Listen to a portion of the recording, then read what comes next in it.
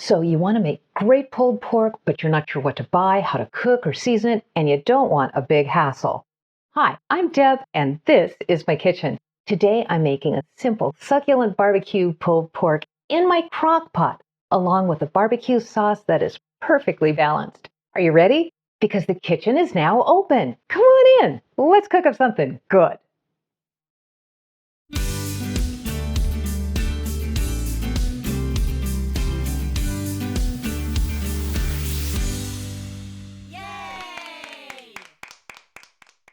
For my crock pot barbecue pulled pork, the ingredients I'll be using are 5 to 6 pounds of pork butt or shoulder, 1 large white or yellow onion, 2 cups of ketchup, a half a cup of warm water, a quarter cup of red wine or apple cider vinegar, 3/8 cup or 6 tablespoons of light brown sugar, 1 teaspoon of Worcestershire sauce, 1 teaspoon of liquid smoke, a half a teaspoon of kosher salt or a quarter teaspoon of table salt, and 2 teaspoons of crushed red pepper.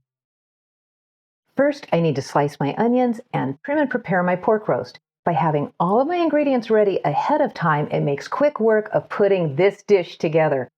Also, be sure and watch to the end of the video when I'll give you the top 4 reasons why you really want to make this dish. First, I cut off both ends of my onion to avoid the hot spot on the root end that would make me cry. I slice my onion in half and then cross-cut it into about half-inch slices. Then, since I'm using pork shoulder, I carefully and safely trim off the skin with a very sharp knife.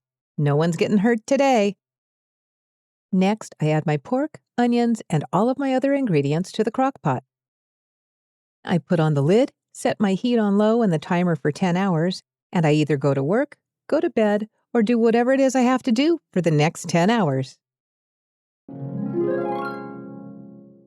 Hi, welcome back. My pork has cooked in the crock pot a full 10 hours, and you should smell the aroma in here. It's outrageous. But there's a few more things to do before we can eat. I remove the meat from the crock and set it on a cutting board to cool. It's so tender that I need to use tongs to keep it all together and retrieve the pieces. I separate the onions and set them to the side, and then I add a dam of paper towels to catch any juices that might try to run off to the floor.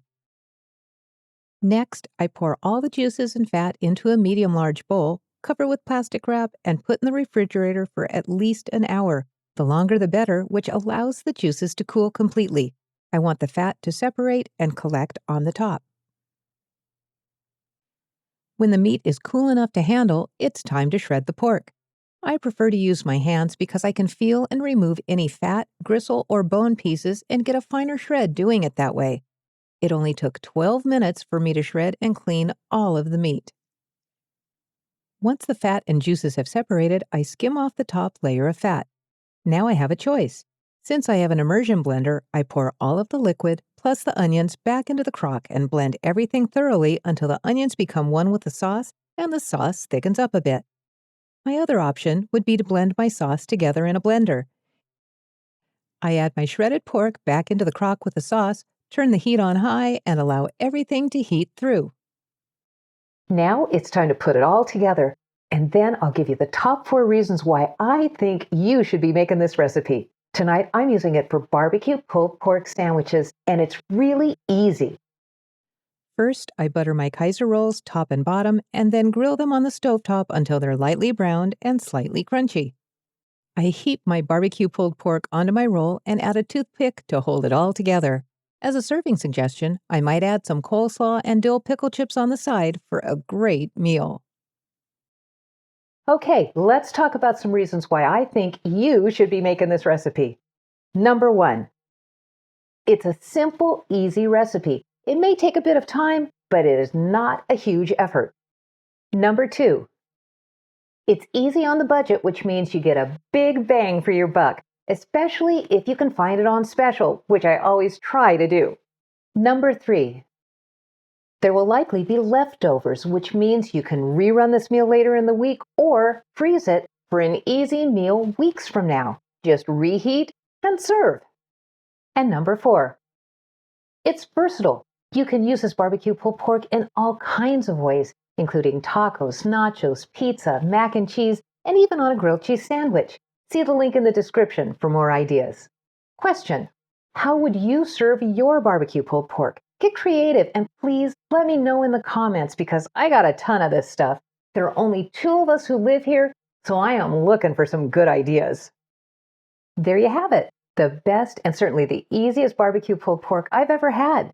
Thanks for watching, and believe me, if you feed them this barbecue pulled pork, they will come. Try this.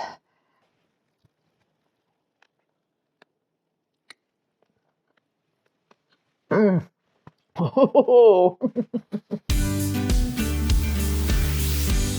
to the fan.